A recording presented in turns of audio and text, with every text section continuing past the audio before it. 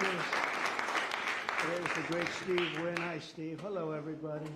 What a group of good friends. We're going to bring this place back. It's not so good.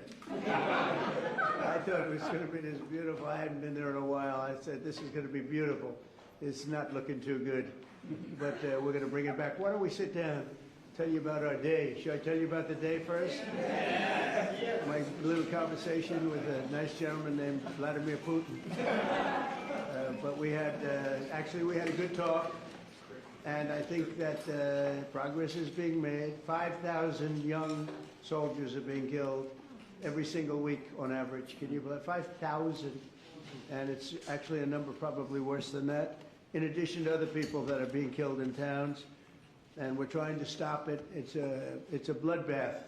It's an absolute bloodbath. I've seen satellite pictures that are so bad, so horrible, and that's to think that in this day and age we're living with this horrible thing that's going on, and we're doing the best we can. This was not our war. This was not me. We're doing something from the last administration. How they allowed that to happen? It wouldn't have happened. It would have never happened. And you know, the Ukraine-Russia wouldn't have happened. But I'll tell you what else wouldn't have happened. October 7th would not have happened. This was a terrible thing also. A lot of bad things happened in the last 4 years. But good things are happening now. We had a tremendous visit in the Middle East. We went to Qatar. We saw the Saudi Arabia, all the top people in UAE. And we brought back about $5.1 trillion. That's not bad.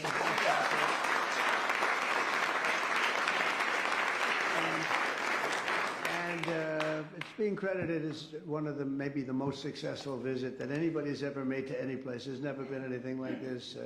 Hundreds of planes, big wide-body planes ordered. Boeing, getting them from Boeing, but I think an order of 148 planes. It's a lot of 777s. Those are the big ones, or the 787 Dreamliners, and orders of everything. The AI is going wild. I hope it's as good as people say, because otherwise some people are going to be pretty disappointed, but it seems like it is. A lot of smart people are doing it. But massive orders into our country. We did 1.4 trillion in one case. We did 2 trillion in another case. Numbers that nobody's ever really heard of before. And our relationship is fantastic with those three beautiful places. I mean, they're incredible. And money is like no place else probably anywhere. Well, we have more money, but we didn't use it right, but that's all right. Now we're starting to. We were losing in trade $5 billion a day, and now because of tariffs and other things, we're making $1 billion a day, and the tariffs haven't even really kicked in. It's a big difference. It was, for the last 4 years have been a disaster for us with trade and frankly with everything else. So we're here for a different reason tonight. We're going to have to fix this one too. We're fixing everything. We're going around Mr. Fix It, Mrs. Fix It. Anybody want to join me?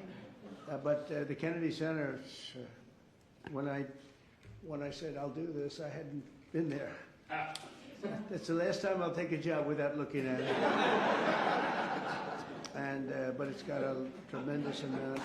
Lindsey Graham and some people put in the budget, either 200 or $250 million. Money was spent there. Tremendous amounts of money was spent there over the last 10 years. I don't know where they spent it. They certainly didn't spend it on wallpaper, carpet, or painting. And they had over $200 million was spent. So I don't know what's going on. Pam, are you here? You hear that? No. When I hear that, I say, what? Where? Pam, where did all this money go? It's crazy. It's crazy what's happened with our country in that regard. You know, it's to build things. Go back to the Woman rink. They went for years, 12 years, without getting in a rink, and I got it built in 3 months for a fraction, like a tiny fraction. They had spent over $20 million. They never got it opened. I said, I want my kids to go ice skating before they're too old. They don't want to go ice skating. And I used to watch it from my window. I used to watch people, nobody working, and spending money like crazy. And as you know, I got it built very quickly. This is well, maybe a more difficult. That was pretty easy, actually. We had cement mixers. from the rink all the way back into Harlem. We poured one contiguous pour over a period of a day and a half. They would pour a little section, then another little section. And when they put water, it all leaked, surprisingly. So it was fun, but I love construction. That's, I guess, why I like this a little, because we're going to have to redo it. So I'm honored to welcome exceptionally talented and committed group of patriots. You're amazing people. This is an amazing board, I'll tell you. And I get so many calls from people, could I get on the board? You have a lot of people that are not so much in love with me right now because I couldn't get them on the board. But because the board is taken. But we're going to turn it around, and the Kennedy Center Board of Trustees, you're here, and in many cases you have your spouses. And I want to thank Rick Grinnell. Where's Rick? Where's Rick? Hello, Rick. He did a great job. He used to walk into the Justice Department with stuff on there showing all the horrible things that had gone on in our country. He had a lot of courage.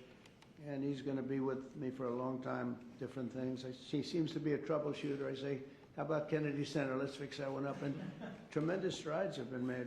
You'll be hearing about that in a second. But I want to thank the entire board for the incredible work and all the fundraising efforts. We're going to raise some funds, but we're getting a lot of funds also from Congress because they want to see this thing good. You know, we have the 250th year anniversary coming up, and this building is going to be a primary focus in D.C. And it's got the potential for greatness. If it didn't, I wouldn't have done it. But it has a great plan. It's got great sound. It's got a lot of things that, you know, if you don't have good sound, you can forget it. You're never going to.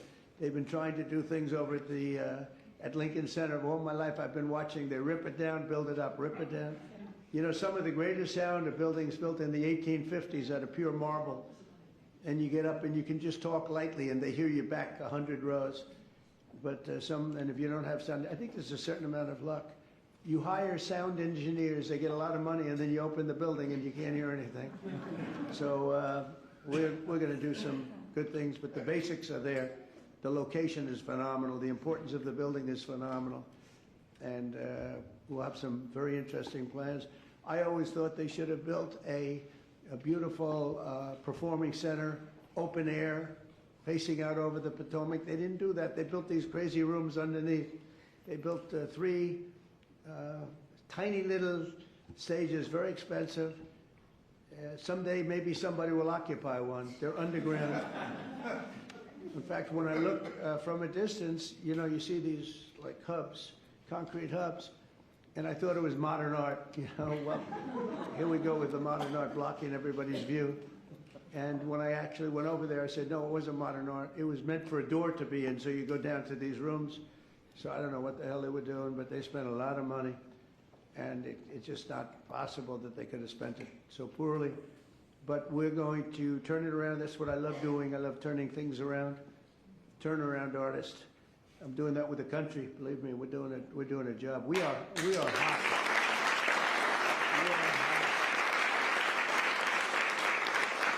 The country is hot. We in a short period. Look, we've been there for 100 days plus a few days, and as they said, the king of Saudi Arabia said, "Your place, your country is a whole different image now." We were a laughing stock. An absolute laughing stock, but we're not a laughing stock any longer. And, you know, I was talking to, as I said, President Putin for 2.5 hours. That was being very seriously listened to. We don't like what's happening. We don't like that we should have ever been involved. Would have never happened. But we're respected again as a country. You know, one thing that I tell you that I think is amazing, if you remember about 8 months ago, the big story was that nobody wants to join our military. We couldn't have any, people weren't joining. And they weren't proud of our country. They weren't joining police forces all over the country, Houston, Dallas, all over the country, New York. And now we have a record-setting enlistment in the military. Think of that, record-setting. The most in 38 years, but it's probably more than that. They started taking the numbers, Susie, 38 years ago, right? But the most in 30 years, probably the most ever, I don't know. But we have record-setting young people that want to join the military, and that's incredible. To have that is just absolutely incredible. And to think that 8 months ago we were all listening to the fact that this was before the election. 8 months ago we were listening to the fact that we wouldn't have any, we wouldn't have anybody in our I mean, nobody. Army, Navy, Air Force, Marines, Space Force. I'm so proud of Space Force because we got that going. We started Space Force and they wanted to terminate it, and the military backed up. And they said, you're not going to do that. We were third in space, and now we're number one in space by a lot. They've done a great job. They had some great commanders in Space Force. But, ultimately it's going to be truly one of the most important things we've ever done because it's all heading to space. And I'm not talking about just experimental things that we do, because a lot of people don't understand that. We can understand that. But we're, in terms of defense and offense of our country, it's going to be very, very important. We're number one in space by a long shot. The Kennedy Center mission is to be the crown jewel of the arts and culture in our nation's capital. And under our new leadership, we're going to take this revered institution to heights that it's never seen before. I think we can take this to really because we have the right place. We have all the politicians, and then we have the people that want to get to know the politicians for lots of bad reasons. And, we have everybody here. They have to be here for something, sometime. I've got total confidence in the just great team that Rick and the group have put together. Sergio's done fantastically. We're especially pleased to be joined tonight by Secretary of State Marco Rubio, great guy. Great guy. Really I'm telling you, he was born for this. He loves it. You see him, he's in one country, another country. I think he loves it. But he's so respected everywhere he goes, and I know how tough he is because I used to have to be up there with him. He was not nice. He was a tough one. He was as good as you get. I didn't know that we would end up being this close. We like each other. I think I can speak for him. I can speak for myself, but I like him, and he's done a fantastic job, and he's really, really working. And we're getting relationships that we lost that were very important for us in many ways. And so I want to thank Marco, and Marco's on the board, Attorney General Pam Bondi, who I've known so long, and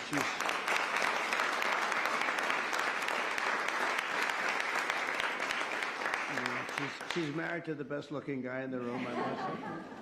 But she is the man. She has been amazing. She's so respected, and she's really delving into some tough territory. She sees what's happened and what's going to happen, and she knows before anybody else. She's just a fantastic person. She's got a great staff that's surrounding her, and I think she's just a star. But I've known that for a long time. I'm not surprised at all. So thank you very much, Pam, for the job you do. And by the way, she was the Attorney General of Florida, so she had plenty for a long time and never had a problem. I can't remember a problem. And she kept everybody safe, and they felt very secure.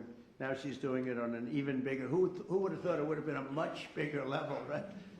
But she gets it. Secretary Howard Lutnick is here with his wife Allison, and he's. He went with us to that incredible 4-day little journey that we had, and we saw some things that were incredible. But everybody respects him. Did a great job in business. He built a firm twice. His firm was at the top of the World Trade Center when the planes hit, and he was amazing story. He was always Allison. Good job. You got him to take your boy, right? Years ago on that horrible date, when you think of it. So Howard would always be. He was built Cantor Fitzgerald. And he built it in a very top firm. They had the top 3 floors of the World Trade Center, the building, the first building that was hit. And he was always there at 6 in the morning, 5:30 in the morning. A lot of the stock guys, they have to do that. Someday you'll explain to me why. Probably insider trading, Pam. I don't know. But whatever the hell reason, he was there always at 5:30 or 6 o'clock. And first time ever, like almost ever, his wife was after him for years to take their son to school. He was a young boy, very young, like early grades, and he would say, no, I can't. This was years after like 2 or 3 years of being harassed by Allison. It was very tough. Great wife, beautiful wife, but she's very, very tough. And finally, he did it. He took his boy, and it was on that day, and he dropped the boy off at 8:30 and started driving down the West Side Highway, and he would have been in that building, and every single person died in your firm. He had lost everybody. And with the exception of a few people in Europe and maybe a couple of other places, small, because they were all very New York centric. And every single one of them died, including your brother. And what he did was incredible, actually. He rebuilt the firm. And he gave a percentage of it for years to the people, the families of the people that died. And the new firm became more successful than the old firm, using the same name, Cantor Fitzgerald, and he rebuilt it step by step by step. And I mean, that's, to me, that's why I said I have to get this guy if I have a chance, if I ever do. And he was very happy. They were doing great. They were doing record business. But when I said, how about coming over to commerce, a little thing called commerce, and now I don't think you could ever go back into that world because it's so big. He and Scott are in charge of, along with others that are great, but they're in charge of the biggest deal ever made in history. It's the whole tariffs. We take it in trillions of dollars, trillions. And we've been hurt very badly by other countries that did this to us for 20, 25 years. They were taking advantage of us. We never did anything. But now we're doing it to them, and fairly, I'll tell you what, modestly. But we'll be taking, and we are taking in right now, 25% in cars, 25% on steel and aluminum, 25% on other things, and that'll be going up to 50, 75, maybe 100 in some cases. We have to get our pharmaceutical industry back. Once we establish that in another couple of weeks, it'll start roaring back. It's already roaring back because they know we're doing it. And it's really been, you've done a great job, but he said to me the other day, this is so big. These numbers are big. Cantor Fitzgerald doesn't look so big anymore. We see numbers, we talk in the trillions now. Think of it, $5.1 trillion. Nobody talks, but we're talking big numbers, and he's doing a great job. He did a great job before. Chief of Staff, Susie Wells, she's considered the most powerful woman anywhere in the world.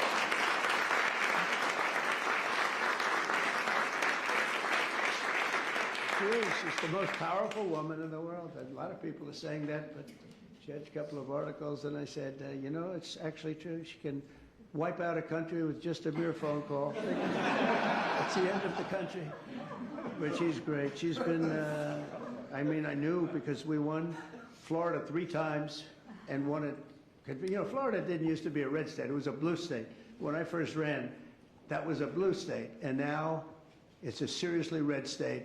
And it got more and more, and we're going to keep it that way. But Susie ran it, and we won by a landslide, and the Republican hadn't won. You know, you had a Democrat senator, you had 2 Democrat senators, but you had a Democrat governor, you had a lot of Democrats. And so we won in a landslide. I said, good. Then the next time I won again in a much bigger landslide, and anybody I endorsed also won. And I said, that's good. And then when it came time to do this, after the election was rigged, the second one was rigged, whether you like it or not, it was rigged like nobody's ever seen, and now people are seeing it.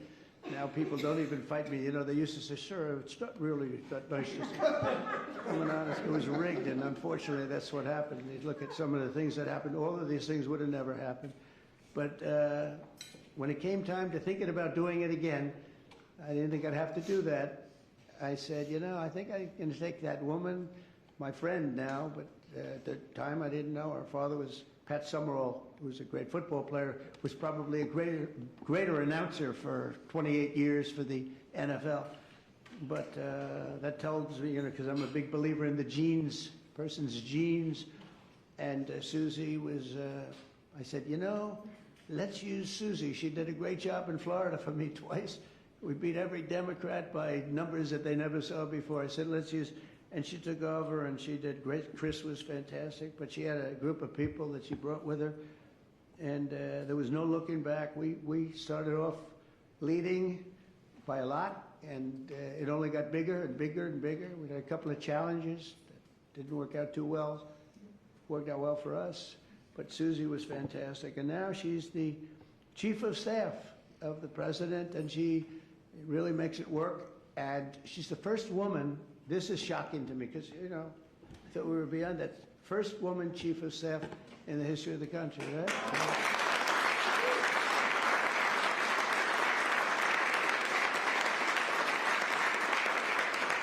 And she's doing a great job, and you know, those men are scared. She sits in the back of the room, she watches them like this. She doesn't want publicity, she doesn't want to be on camera, she doesn't want stories, but they're up there yapping, and if they start yapping the wrong way, it's not pleasant for them. She's great. And we have a friend of mine, a man that I endorsed, and he proudly went through the roof, Jeff Landry, governor of Louisiana.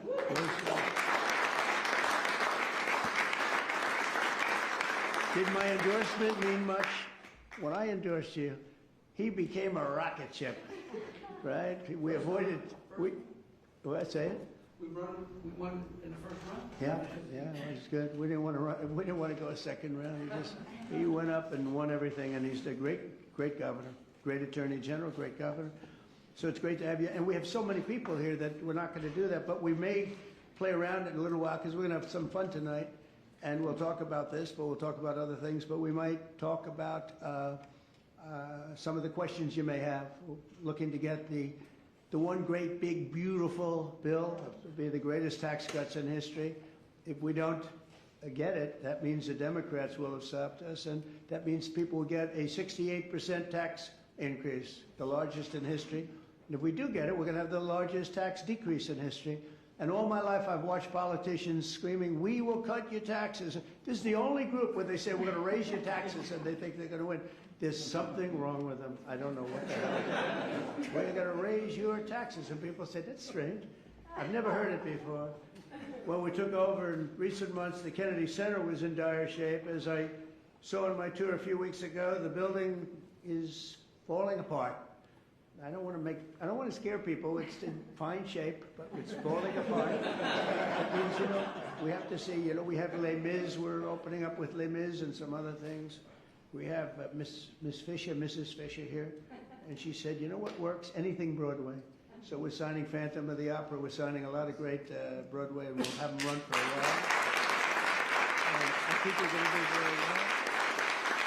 But it's been neglected very badly, and it needs an infusion of different things, including probably funds, but I think we're going to do very well when we get some money from Congress to fix it, because it's so important. The previous leadership wasted millions and millions of dollars and handed us a budget deficit of $26 million. Can you believe that?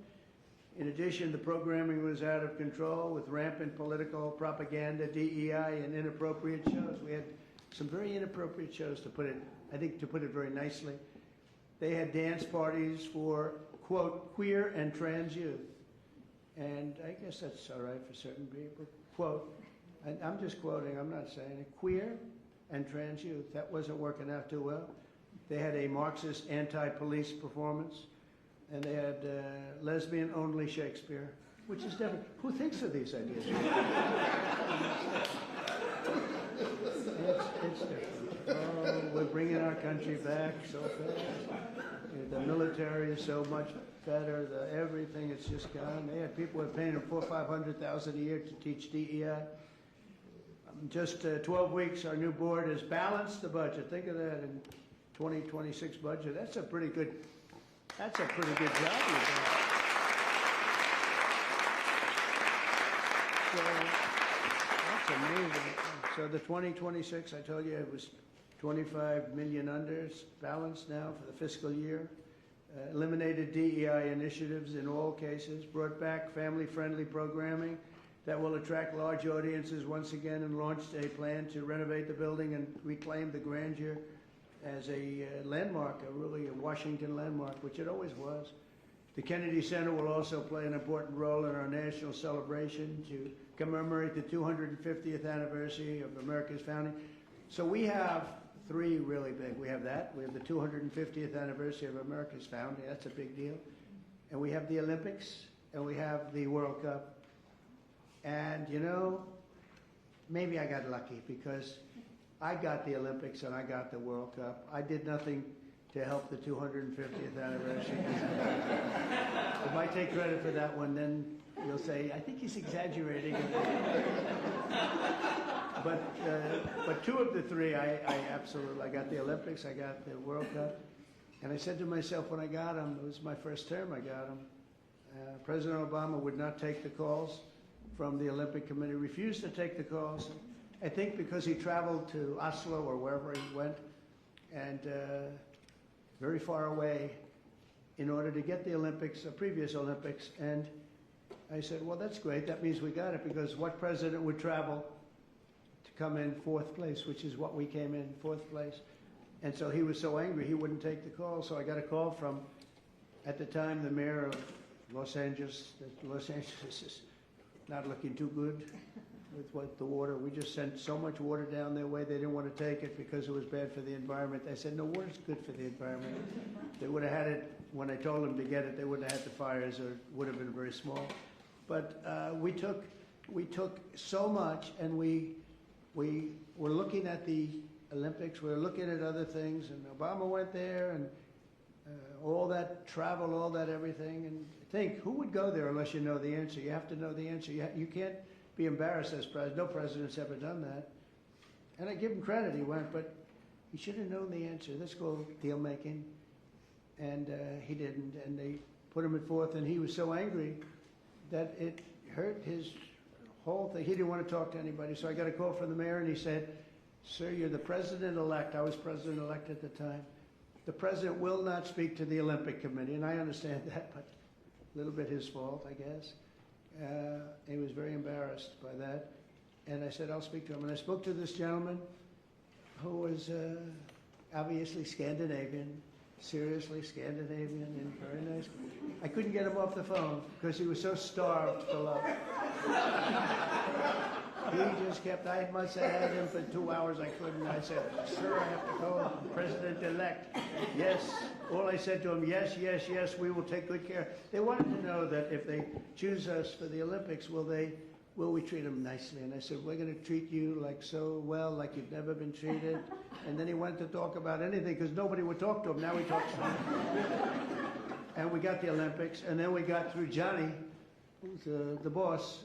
He's a friend of mine, and we got the World Cup. I got them both, and I said, man, I won't be president. I got the Olympics and the World Cup, and I won't be president. And they're going to forget that I got them. Nobody's going to mention it because, you know, a little bit, that's the way life is. And then they rigged the election. And then I said, you know what I'll do? I'll run again, and I'll shove it up their ass.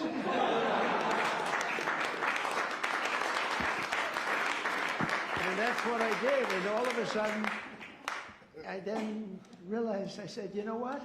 I got the Olympics, I got the World Cup, and I got the 250th. Look at the way this works out. So if they would have left us alone and wouldn't have cheated on the election and wouldn't have rigged it, I would have been retired right now. I would have been happily doing something else.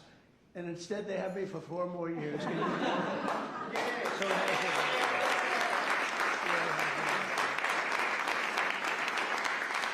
So instead of putting forward programming that tears our country down and tears our country apart, the Kennedy Center should be the nation's premier venue for lifting up the best of our country and lifting up the American arts, theater, music, and culture. And together, it's really an honor to be like. I mean, I have so many friends on the board. It's a hot board, just like we have a hot country. You know, we have a hot country.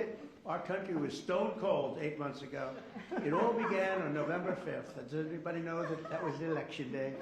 And from that moment on, and then January 20th came, and what we've done, we have almost no inflation. Our energy prices are way down. Our gasoline costs are way down. Groceries are way down. Eggs. Remember they hit me with eggs my first week. Sir, the fake news, those people right there. They're saying, sir, eggs have gone through the roof. They were doubling and tripling eggs. I said, I don't know what I've just got here, excuse me. And through our she's done a great job, Brooke Rollins, Secretary of Agriculture. Anyway, the prices came down. They didn't want us to, we had the egg roll here a couple of weeks ago for Easter. They didn't want us to order eggs. They wanted the eggs to be made out of plastic. They wanted plastic. I said, I'm not going to do that. But by the time it came around, the egg prices are way down. The groceries are way down. Everything is way down. We are just doing great. If you think of it, no inflation. And we're taking in billions, hundreds of billions of dollars in tariffs, which we never did before. We got a hot country right now. We have a country that people are proud to be a part of. So We're going to honor the legacy of President Kennedy's great legacy, and we'll create the best and most beautiful home for the performing arts anywhere in the country, and many other things also. I want to thank you again. We're going to have some fun working together. We're going to make this a fun project. That's what I thought until I walked into the building. I said, this won't be the fun I thought, but it is fun. I like to create. You like to create. Most of the people in the room like to create, just like Bob Kraft created the New England Patriots. He happens to be here. And he tells me he's a great new quarterback, so we're going to see. You know, a lot of people make that statement. We're going to find out, but I have a feeling you're going to be right. You've been right about a lot of things, but he was right about Tom Brady, right? You got him almost the last draft choice in the last round, sixth round, whatever it was. How did he work out, Tom Brady? Okay? Not bad? Good, right? But Bob's here, and his wife, as you know, Dana, she's on the board. And she's much younger than him, so he wanted to come tonight with her. Isn't it nice when you have a husband who will travel with you to the board, and he's a big shot, too. And he's a great guy. He's been my friend for a long time. So I'd like to ask, if I might, Secretary Rubio, and followed by, we're going to ask Sergio to say a couple of words, and then Rick Grinnell, and we'll have a little fun tonight. And you know what they can do? If they can, relatively quietly, they can start serving the meal. So by the time we're all finished, we get the hell out of here, we go home, and we have our board, all four, and we can start doing that quietly. And so Marco, please come up and say a few words. Thank you, everybody.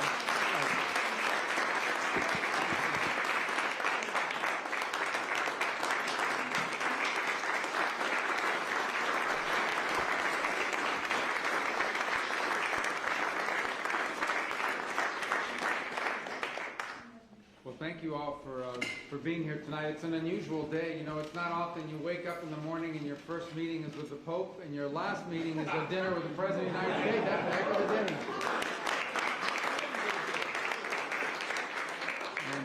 But it actually is an honor to be a part of this administration, Mr. President. It's actually a very unique situation. I don't know how many of you got to see the President's speech in Saudi Arabia. I think it will go down as one of the most profound foreign policy speeches in American history.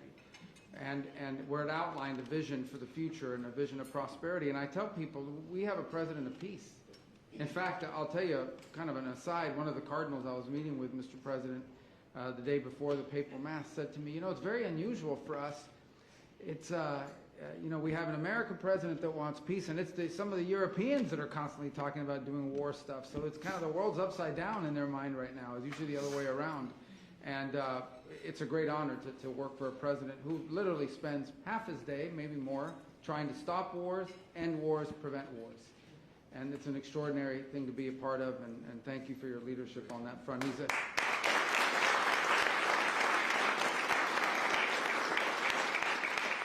a key part of the speech he gave, and I just summarized it this way. Our president is a builder, not a bomber.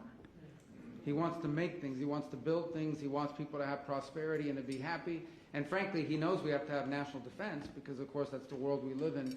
But I think one of the things that troubles him deeply is how much money has to be spent on some of this military and war because it's just the way the nature of the world is. He'd much rather it be spent in growing the economy and doing the deals that we've seen. And he's trying to convince other countries of that as well. It's an honor to be a part of this tonight for a few moments because you have an opportunity here. You know, the Kennedy Center is a showcase of American excellence in arts and culture, and that's what it needs to be again. And the work that Rick and his team are doing, both to bring the building and the actual function of the organization to reflect that, but the programming is the other thing we're really excited to see, the programming, the shows that are coming, that will be a highlight of American excellence and of American culture and American entertainment. And just so you know the influence that American culture has around the world in a positive way, a few months ago, the President hosted the Prime Minister of Italy down in Florida, and her English is excellent, very good English. And I asked her, why is your English so good? How it's really good. You know what she said? You know where she learned English? Michael Jackson. Not from him, not like personally, he wasn't doing the lessons, from his music. But what it tells you is the impact that American culture has on the world in such a positive way, and it can have such an influence. And the Kennedy Center is a showcase for it. So we're excited to see what you're leading here, and all of you contributing towards that. And we're excited to see also the restoration of that building. That really should be a showcase and something that we're proud of.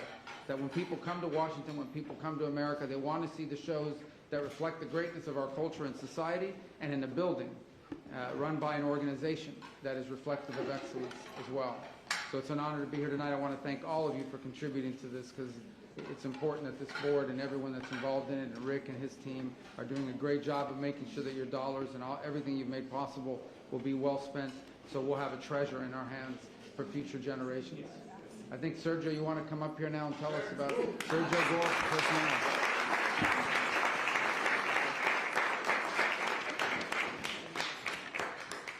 Good evening. It's an honor to be here with all of you. We're here to honor the spirit that makes America exceptional. Under President Trump's leadership, we're witnessing the revitalization of American culture, a return to the values that fuel our greatness.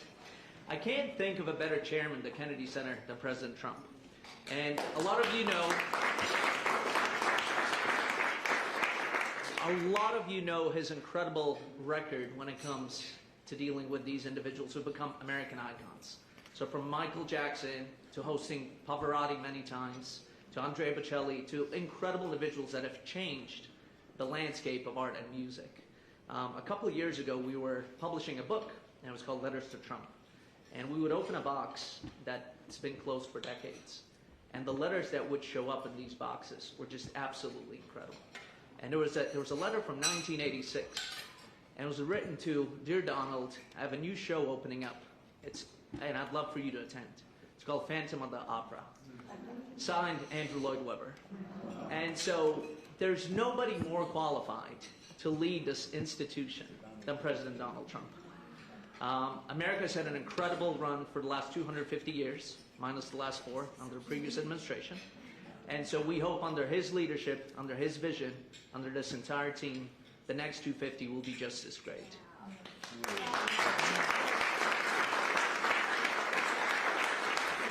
I want to thank all the individuals who have contributed to the Kennedy Center. Howard Lepnick, 7-figure donation, thank you. And we have a lot of other individuals who are looking to contribute. Anthony, you're nothing but cash, we know that. With that, I want to bring up our incredible director who's leading up the day-to-day activities of the Kennedy Center, Ambassador Rick Grinnell.